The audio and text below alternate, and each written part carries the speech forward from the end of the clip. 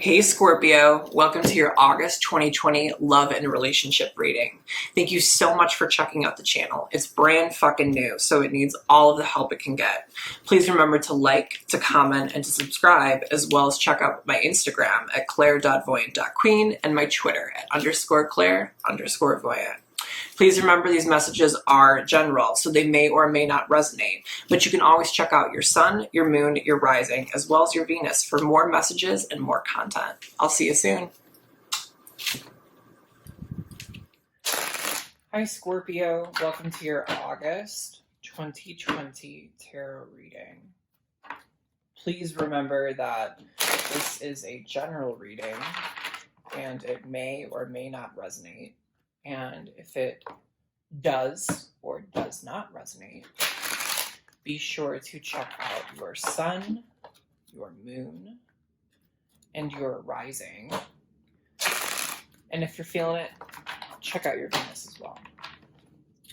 But I'm going to first pull some of these notes from the universe on the love and connection cards. And then we will jump into some oracle cards. And then we will jump into some traditional tarot cards. So tell me about Scorpio. Tell me about Scorpio for August of 2020. Tell me about Scorpio.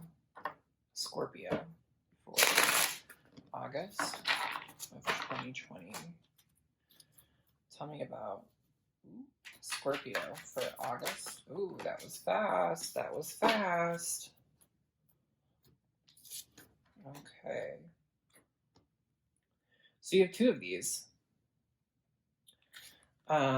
Do something new, something different. Ever notice how it's easier to fall in love and be fallen in love with when you're busy? Thank goodness I'm you. Okay. Your treasure is at hand.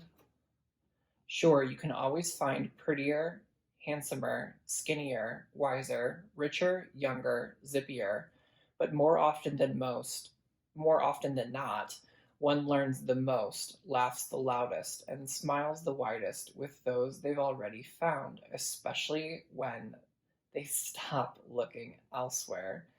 Actually, zippier is on quite a few lists. Tally-ho, the universe. Wow. So it feels like I'm getting the sense that you are seeking some sort of romantic partner right now. And it feels like you're not looking in the right places. It feels like you already know the romantic partner you seek. And what the universe is asking you to do is it's asking you to essentially, like, I feel like you're hyper focused, you're hyper alert, you're hyper aware on this relationship and on the situation. And so the universe is asking you to shake it up. The universe is asking you to start tackling yourself and your own projects and your own loves and your own beliefs, and kind of almost push away from the romantic relationship you're looking for, almost like you're obsessed, Scorpio. I'm sure you've heard that before. Yeah, so it kind of feels like almost like you're really interested in a relationship right now, and you keep looking in all these places, but really the person that you want, that you desire, that you will end up with is actually in your circle. You already know them. And it feels like in order for that person to kind of come forward, the universe is really asking you to kind of take a break, put on the brakes, and essentially start working on you and start working on what you love to do. So that's interesting. So now we're going to pull some animal oracle cards. I'm going to kind of scooch those over.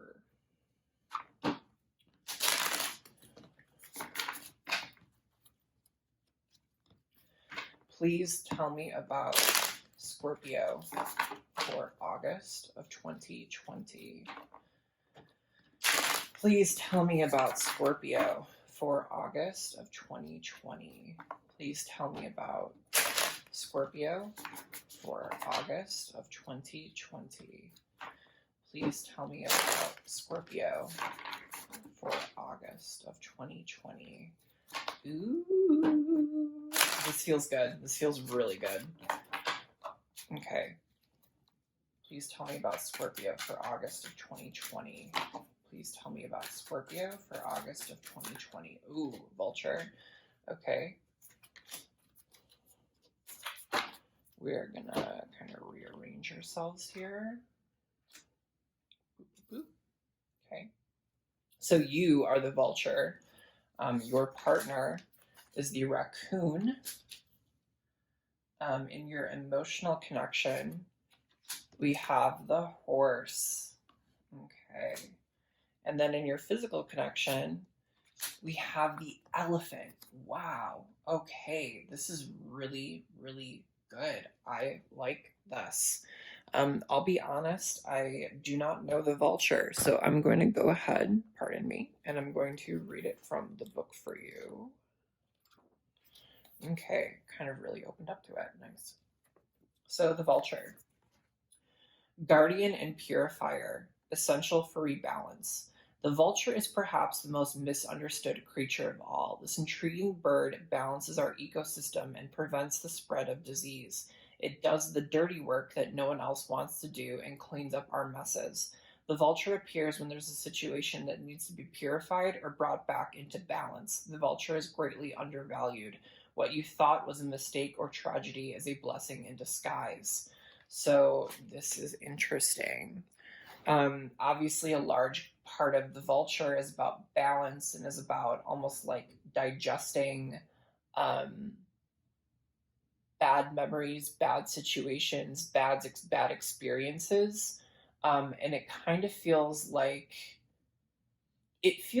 you are less the vulture, but I want to say it kind of feels like almost like your spirit guide is the vulture. It kind of is really pushing you to focus on your obsession with this connection or finding a connection. It feels like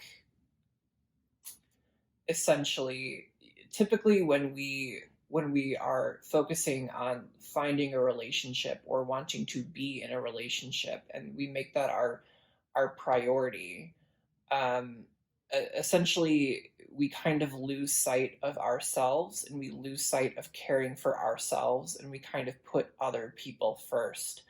And so I think the vulture is really asking you to kind of take those negative qualities of obsession and addiction and kind of almost rebalance them to focus less on other people and focus more on yourself, which is really interesting. But at the same time, it feels like your person is like around you, like in your friend group, like you already know them, which is really cool. In your partner's sector, we have the Raccoon. And the Raccoon is a very artistic energy. It's a very almost like I almost get this impression of it being very like uh, playful, very curious, very lighthearted. I get the impression that it's almost like even like the design of the raccoon with like the striped tail and like the black mask on the face, it feels like it's someone very like specific and detail oriented, and like that artistic quality is really being like put out to the front. um Two, one thing that the raccoon sometimes represents is that, because he's wearing a mask, he's hiding who he is.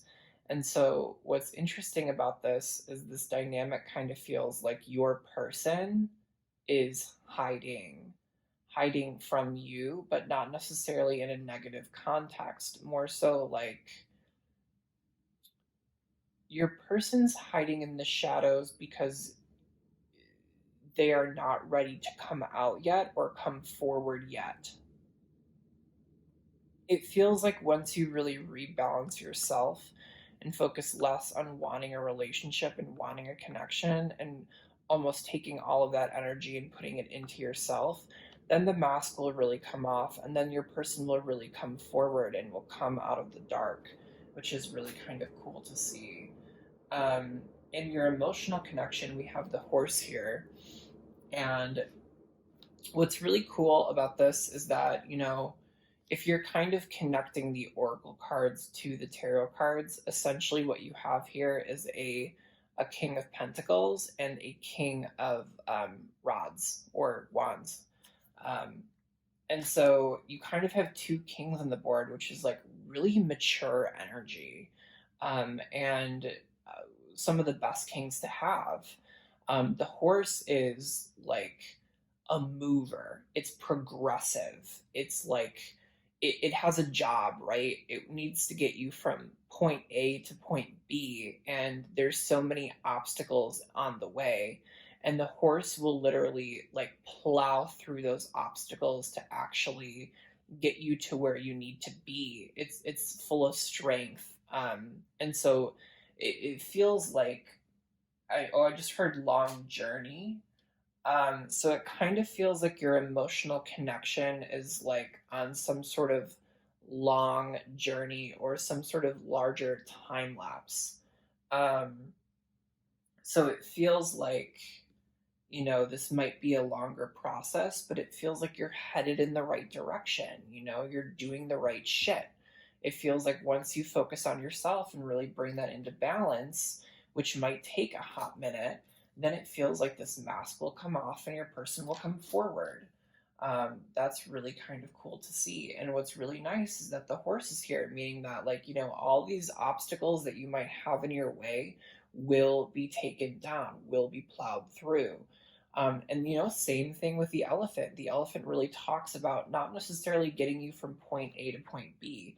The elephant is known to not only create obstacles but also plow through them and also destroy them. It's definitely a card of like inner wisdom and of like karma. And it's definitely a card essentially of like being very spiritual. So they wanted me to highlight spiritual in terms of like your physical connection. So whoever this is might be some sort of spiritual person, or might be incredibly spiritual, or you might be incredibly spiritual. Um, but there's definitely this sense of like inner wisdom. And it also sometimes represents a spiritual gift. So this person might be some sort of gift for you. It feels like something is coming in, but it's taking time. And it feels really structurally stable and really good. It just takes time. I really, really like this spread. Let's go to some more traditional tarot cards and we'll kind of clarify this and we'll kind of zoom in on this.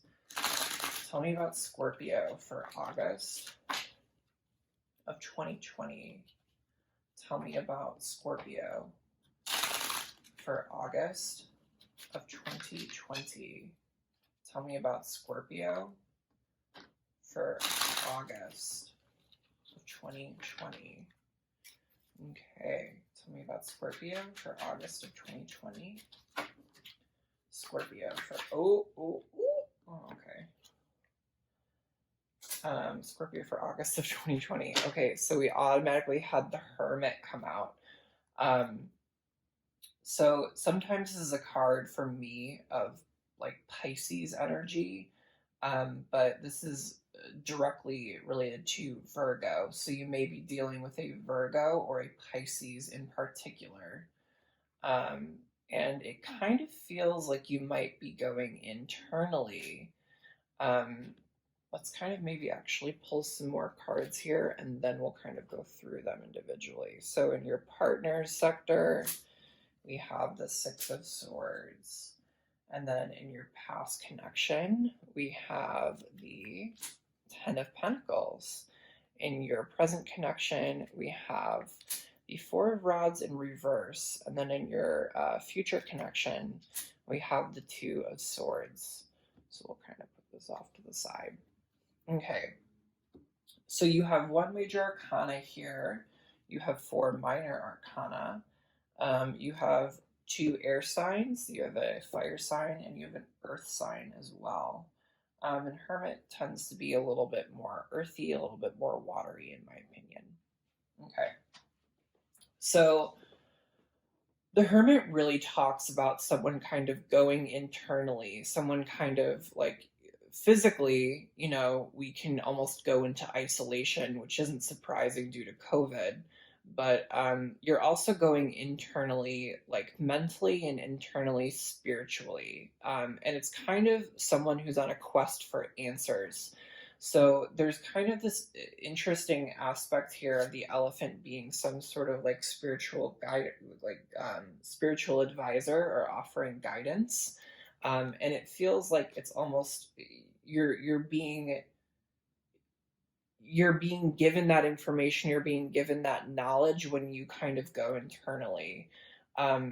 Talking about like the vulture too is kind of this aspect of like bringing into balance. And we kind of talked about the fact of like focusing less on other people and focusing more on yourself. So there's kind of that energy of like shifting the perspective, shifting the viewpoint, and kind of focusing more so on yourself to find that inner guidance, that inner wisdom that you need to make this person come through. Um, in their sector, we have the Six of Swords here, and the Six of Swords really talks about someone kind of essentially floating away from issues. I really don't think the illustration has been great, but if you kind of notice how the water is rough on the right side and the water is a little bit calmer on the left side, essentially he's moving away from a rough situation and heading towards a calmer situation. I really do like how the swords are kind of almost mounted in this boat. It feels very strong, it feels very mentally clear and mentally stable. It's definitely someone who has probably come out of some sort of negative experience or like bad experience or something that might have been a little bit mentally draining, and kind of is heading towards something a little bit more calm and a little bit more relaxed. What's kind of odd here is it feels there's kind of this energy of both feeling a little bit isolated. Part of me feels like you're almost mirroring each other in terms of like almost like how do you phrase this, you're both like very invested in the material world and very invested in like other people and your things and like in situations, but it kind of feels like you're almost both taking a break from that and you're both going to a place of solitude to kind of like recharge your batteries and gain a different perspective. Um, so in your past relationship, we have the Ten of Pentacles here, which is like the ultimate fulfillment of like financial security and stability, right? It's ultimately the place that everyone wants to reach. We have a couple that is married here with a child and they're walking towards this castle which like they own, which they live in. It's living the dream in a sense. It's owning whatever you want to own. So it's also because it's a 10, it's really indicating to me that it was like worked up to, like it was a long distance thing. And so it kind of feels like you definitely know this person, and there might have been some sort of past relationship or past connection that was really strong and really stable here. But it might have meant that like you essentially went your separate ways or something of that regard.